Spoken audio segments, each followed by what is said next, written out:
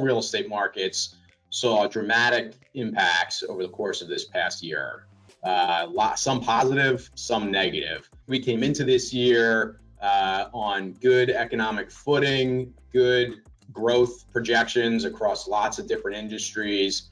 And then obviously the COVID-19 pandemic hit and everything came grinding to a halt. In the industrial and logistics space, things slowed down slightly in the middle of March and early April, but pretty early on, it became apparent that logistics real estate was going to be a critical component of solutions going forward for the pandemic.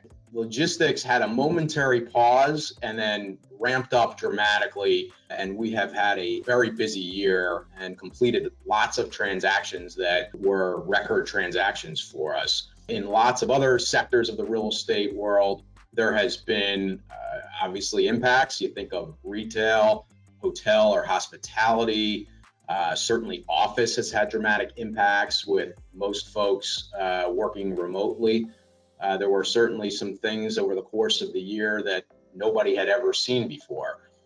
The other area that certainly grew was all the technology, how we meet with folks, how we complete transactions. It's been amazing, the resilience, the creativity, and the know-how of certainly the NFI workforce, but general overall population throughout the world.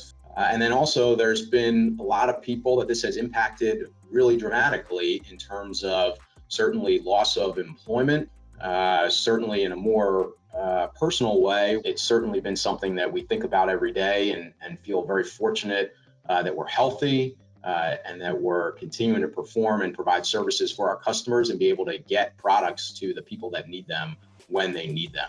2020 certainly will go down as a year unlike any other. And the industrial and logistics real estate space certainly was a part of that. The most challenging part of 2020 for our shippers, our customers, and even us was really the uncertainty. Every day we went back and looked at a timeline from, say, late February through May, and it was amazing the amount of major decisions that were being made almost on a daily basis, where you took all the information you had at that moment in time and you said, okay, we're going to do this.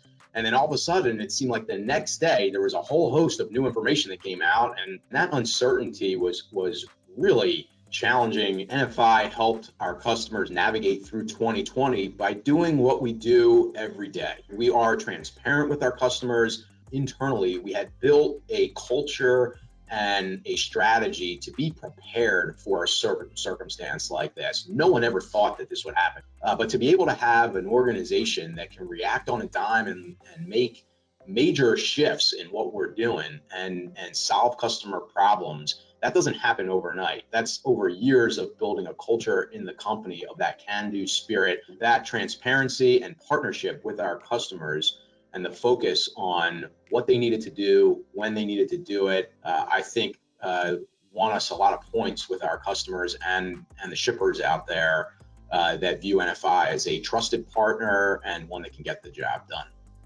The impact of 2020 on the real estate market for years to come is still a little bit of an unknown. But certainly, starting in the logistics space, which is what we own and what our portfolio is primarily made up of, warehouse distribution and logistics assets, 3PL occupancy of industrial real estate and the demand for industrial real estate skyrocketed during 2020. It was already on an upward swing. There were stats that came out that said this is going to accelerate the adoption of e-commerce by 5 years, 10 years. The projections of where we would be in 2030 now became 2025. And the demand for warehouse and distribution space and various transportation and logistics assets became dramatic. And it seemed like there were millions of square feet leased on a almost daily basis to solve problems, build inventory, build supply for our customers. And I think that will continue for the foreseeable future, certainly into next year. It seems like folks around the country that didn't know the word logistics or warehouse or distribution before 2020 certainly know it now. And all that population that was ordering goods and supplies and needs online and getting it delivered to their house, they are now shopping out of a warehouse, not out of a retail store.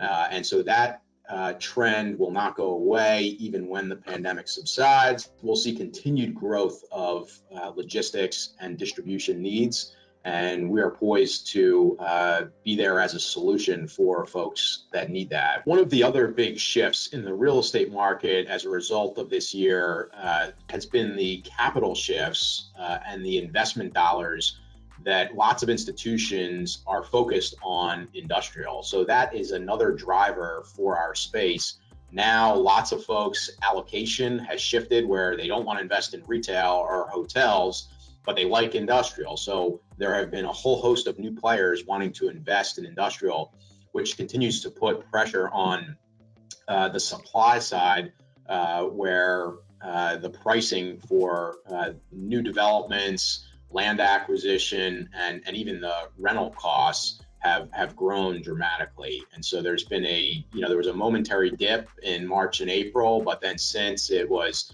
we're seeing capital interest and pricing at the end of this year that is significantly higher than the beginning of this year.